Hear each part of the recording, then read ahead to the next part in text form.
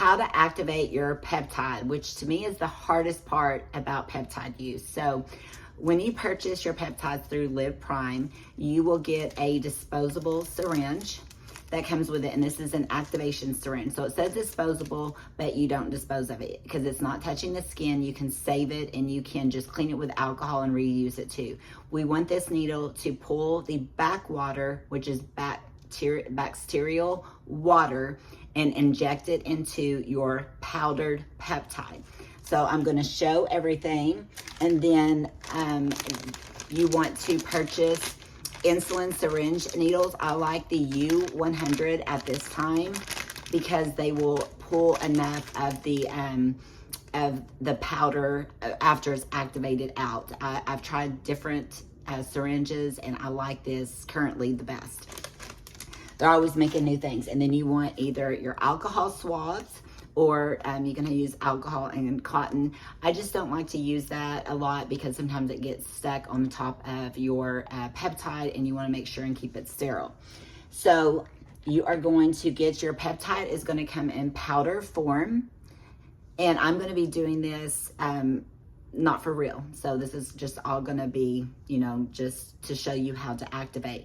Now, some powders, depending on what the peptide is, like Semarelin or NAD, those are a thicker powder, or something like a CJC 1295, it is not as thick. So just know that there are different thicknesses in your powder. And then you have your bacterial water.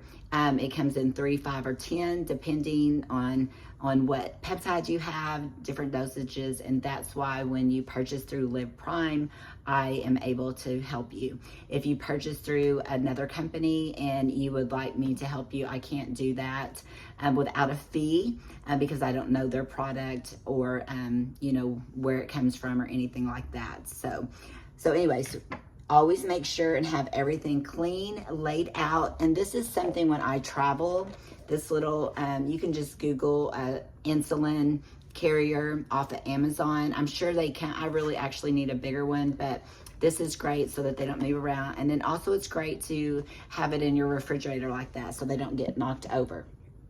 So what we're gonna do first is, and like I said, I'm not gonna do this for real, is you're gonna take your nail and you're gonna pop off the lid. They're always not blue, just like this one right here is green, just depends on how they come.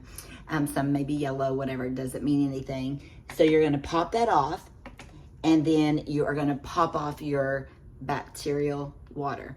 Now, before if it's not activated, even your bacterial water, if it comes in the mail, your powder, it is not to be put in the refrigerator. If you put it in the refrigerator, it will ruin it. So just know that once it's activated, it has to be refrigerated. Even when I travel by plane, I will just, I will take my little carrier right here. I will take it, and then I will take my ice packs like you use for lunch boxes, and then I will saran wrap it just for it to stay cold. Is it gonna be perfectly cold the whole time? No, but normally underneath the plane, it is fine. I have not tried it through a carry-on. I would advise you probably not to. You never know what airport will throw set things away because they're all different. So anyway, so what we're gonna do is, and again, I'm just doing this for demonstrating. So let's say I took the top off my powder vial, okay? I've already got this one activated. So you're going to take your alcohol swab and you're going to tap it, okay? And then, so you have that here. And what you're gonna do is, let's just say that this is my backwater, okay? So you are going to, so you have your powder form, and then you have your backwater. I'll make a video of this again when I'm actually activating one of my peptides. So you are gonna hold it at an angle, and you're gonna insert at the angle. Now, as your liquid, at first it's gonna be full, but as it gets lower, you have to make sure that your needle head stays underneath the water. Does that make sense? Like if your needle is above the water, so if your needle is like way above here and the water, it's not even touching water, or the bacterial water, you want to make sure as you suck it out that it stays underneath the water. So what you're going to do is you are going to pull, and whatever, if I say 1 ml of backwater into your peptide, 2 ml, 3 ml, whatever it is, you will pull that out. So you have your backwater, you've got it inserted. You're going to pull it out. Now, sometimes these needles cooperate, sometimes they don't. You may only get up to 1 ounce, 1 ml out. Well, then go ahead and stick that in there. If I say, put 2 ml backwater or 3 ml backwater into your vial and you're only getting like 1, don't just keep fighting it. If you have to do 1 milliliter and then another 1 milliliter, sometimes all 3 milliliters pull out, or 2 milliliter, whatever. So just know sometimes it's not you, it's the needle, okay? And it's not that the needle's bad, it's just like anything, sometimes it doesn't cooperate. So let's just say that we have all of our backwater in here, okay? So let's just say we have our backwater in here. Now this is our powder form. So this is our powder. And what you're gonna do is, so the first time we held it up like this to pull the water out. Now you're gonna hold it up, you're gonna stick the needle right in the middle, but you're gonna angle it to the side of your vial, okay? So you're gonna stick it in the middle, but then you're gonna angle the needle down into the side.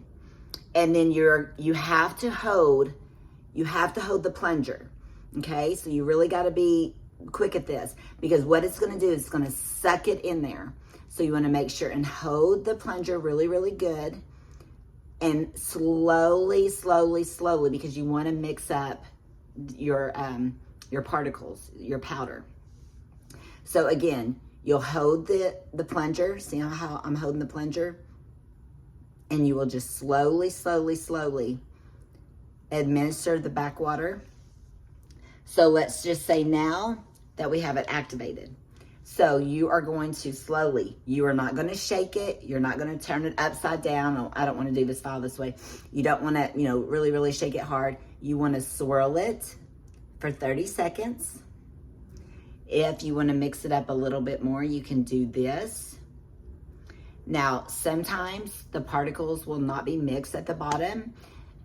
Just let it sit, okay? And so if there are any questions or any concerns, you can always message me if you purchase through me, saying, hey, can you look at this file? But don't be throwing it upside down or do anything like that. You have to slowly do this, and then you can roll it through your hands.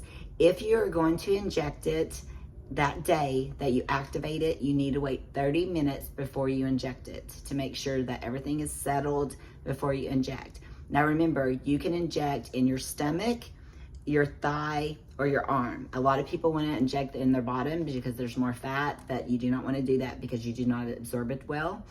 Now, as I have leaned out, I cannot do my stomach anymore. It's starting to hurt. So I've been doing my thigh. I never thought in a million years I would ever stick a needle in my thigh. I actually like it the best. My husband or my daughter will do my arm, just kind of like a B12 shot.